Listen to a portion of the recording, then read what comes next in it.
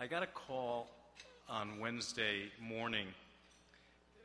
I'm a Californian by adoption, and I got a call from a colleague.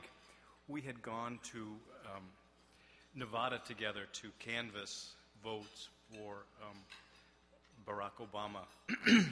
And he called me, in the euphoria of that victory of our having elected a magnificent president, and said, "And, I'm really sorry about Proposition 8.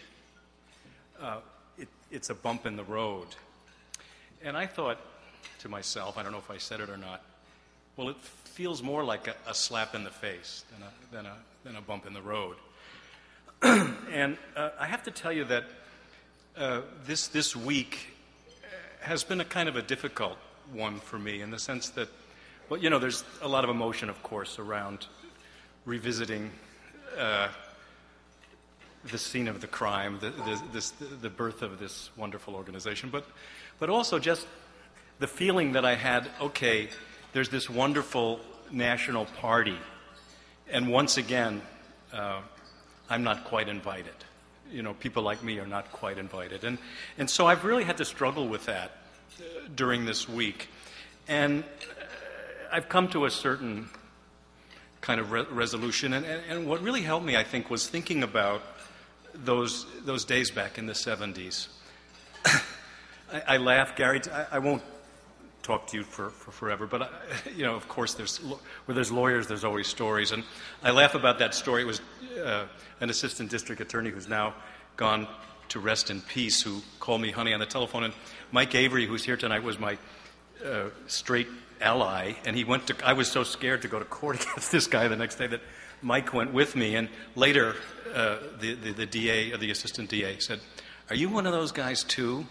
And Mike said, "Well, that's really my business, but I can tell you that I would never go out with the district attorney." Apologies to any prosecutors who are in the room. But, glad, it was an auspicious time. Those times where there's a word in Greek, kairos, an opportune moment, a moment that's filled with grace. And there was grace. I remember before I was admitted to the bar, we had a thing here in Massachusetts called gay legislation, and we would go and visit our legislators and ask them to pass this bill ending employment discrimination in Massachusetts. And I had my law degree, but I was not yet admitted. I was not yet in practice. And I went to see my representative, and I sat out there for a couple of hours, and his assistant came out and said, they knew what I wanted, and said, "He won't see you. He won't talk to you." And, that was a wound. But then I reflected that out of that wound, borne up by the strength of some really radical people, because I was really not that radical a guy. I was like, I wanted to be a lawyer,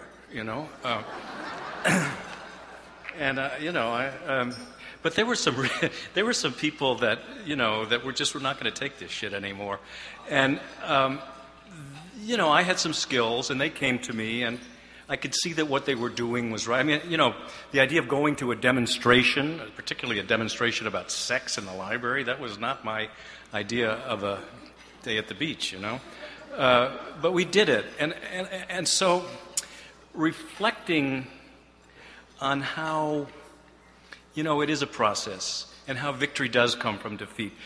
Yes, I was the first openly gay male lawyer to appear in front of the United States Supreme Court, and we lost that case 9-0. We did a great job. But it wasn't our time.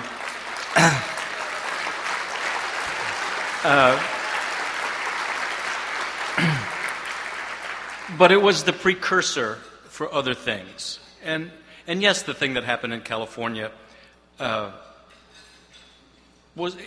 it hurt, and I'll tell you particularly why. Lawyers, no matter how cynical we can sound at times, oftentimes listen very carefully to the words of judges. And I watched the argument in the California Supreme Court about gay marriage, and I saw that these mostly Republican judges got it, that they understood what was involved in the sense of human dignity and in the sense of just the rightness of things. And they wrote an opinion that was really both beautiful and impeccable. And to see that taken away by a process that called itself democracy is hurtful.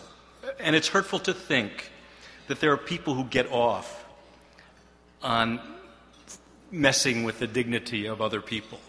You know, and there are such individuals and there are such groups.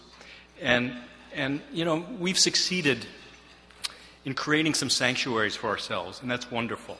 And it is a cause for celebration. And there are people in the world who suffer for gender, for sexual orientation. You know that, I know that.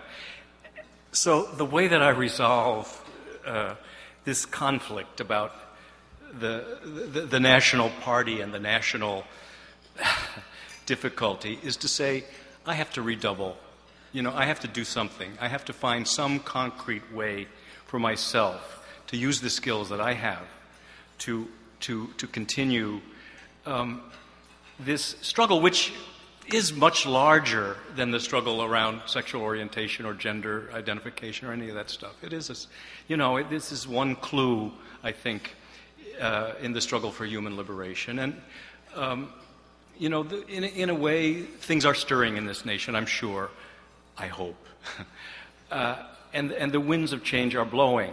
And, I realize that for myself, I can't let disappointment stand in the way of going on. And I, to come into solidarity once again with people that really suffer all over this planet and all over this nation, it can only be a good thing.